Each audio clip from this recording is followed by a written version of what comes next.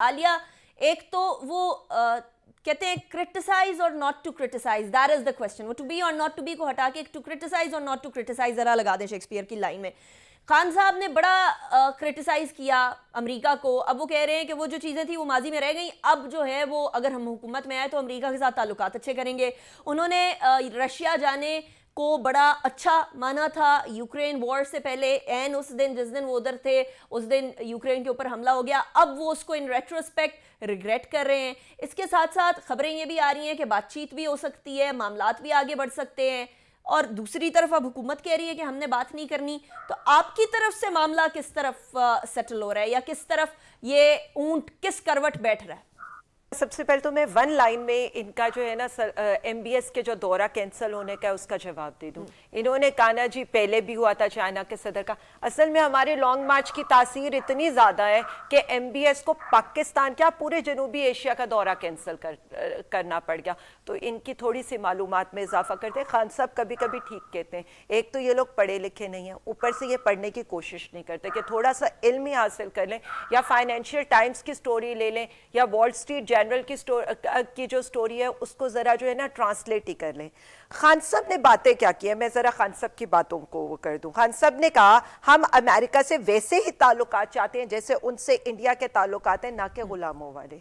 फिर खान साहब ने ये कहा, उन्होंने कहा कि जी हम गुलामी नहीं बराबरी करना चाहते हैं, हम किसी के हायर्ड गन नहीं यानी किराए की बंदूक नहीं बनना चाहते, हम अमन में आपके साथ हैं, जंग में आपका साथ नहीं देंगे। फिर हम डू मोर के मुकाबले में नो मोर कहेंगे। इनमें से मुझे सिर्फ इतना बता दें, 26 साल सियासत के अंदर चाहे अफगानिस्तान वॉर ले लें, चाहे जो उनकी स्टेटमेंट उठा लें, खान साहब ने कहाँ पर ट्विस्ट किया है?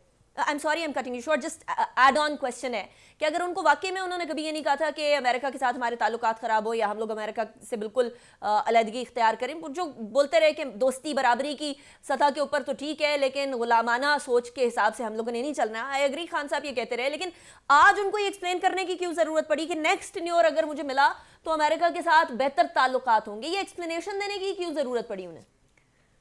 देखिए मैं आपको ये बता दूं ताल्लुकात की खराबी की वजह क्या थी। एब्सोल्युटली नॉट कहा किससे गया था, एब्सोल्युटली नॉट कहा गया था सीआईए का चीफ आएगा तो काउंटर पार्ट से मिले। यहाँ पर आपकी जो है वो जिससे कह ले कि नायब वजीर खारजा आएंगी तो वो काउंटर पार्ट से मिले। हमारा वजीर खारजा का एक सेकेंड ऑफिसर उनको रिसीव करेगा। ऐसा नहीं होगा कि पूरा हमारा जो है अशराफिया या हमारी जो पूरी गवर्नमेंट के टब्बर है वो जाकर उन्हें एयरपोर्ट पे रिसीव करेगा। या हमने वो बात की थी एब्सोल्युटली नॉट, ये कहा था कि हम आपको फौजी अड्डे नहीं देंगे ताकि हम किसी और की जंग का हिस्सा ना बने।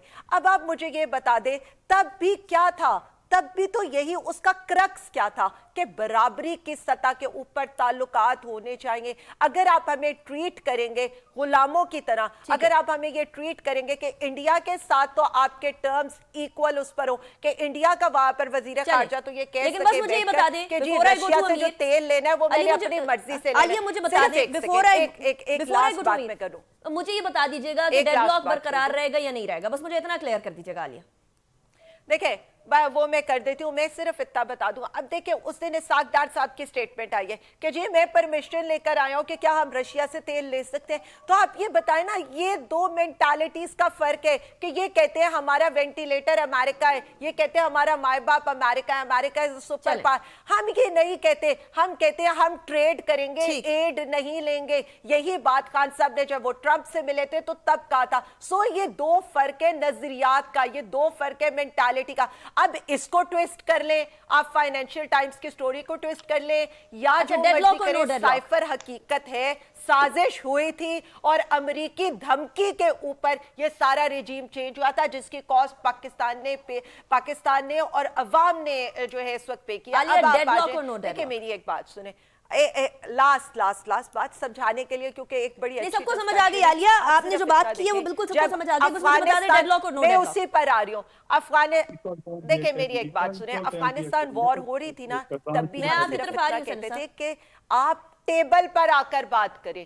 अब जो बात हम ये करते हैं, हम बार बार यही कहते हैं कि हम इन लोगों से, जिन लोगों की अपनी कोई औकात नहीं है, फिर ये कहेंगे इनको बुरा लगेगा, क्या इनका अपना वजीर आजम किनसे बात करेंगे वो फिर जो आप? है नवाज शरीफ से 5वीं दफा, सिर्फ एक सेकेंड, 5वीं दफा वो बात करने जो है वो लंदन का ट्रिप नहीं लगा चुका? जब एक बंदा फैसला ही नहीं कर सकता, उसकी कोई से ही नहीं है इस गवर्नमेंट के अंदर, तो जो उनको लाने वाले हैं, जो फैसला साज है यहाँ पर, हम उनसे बात करेंगे और उनसे हम NRO 2 लेने की बात नहीं हमें चूज कर करेंगे। लें। चलें, ठीक है आलिया, अभी मुझे अमीर को शामिल गुफ्तगू करने दें, उसके बाद मैं सेनेटर साहब से भी इस सारी सिचुएशन का चाहिए फ्री एंड ठीक फेयर है। इलेक्शन।